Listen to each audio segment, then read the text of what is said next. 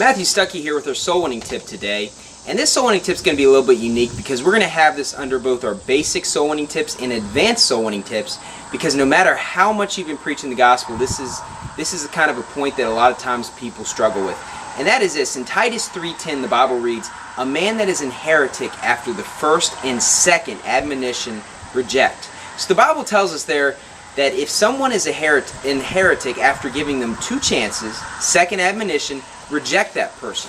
So basically, when we're giving the gospel to someone, if you're showing someone a point like hell is a real place of fire, and they're just denying the Bible and saying, "No, I don't believe that," after you've shown them two verses, you need to just move on to the next person. Don't waste your time. You know, oftentimes we think, oh, we can get anyone saved, we just need to spend the time and show them verse after verse. But there are a lot of people that are really hardened to the gospel, and they're not going to get saved no matter what verses, no matter what explanations you use. Now, here's the great thing about soul winning.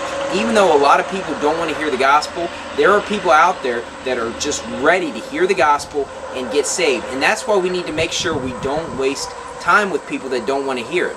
Now, this is true as well when we're giving the gospel to cults or people of alternate religions. You know, just because they're from a cult doesn't mean we should give them 20 admonitions. If they're just denying the Bible, just move on. Now, I will say this though: there are some people where you might explain to them eternal security and they're struggling with that.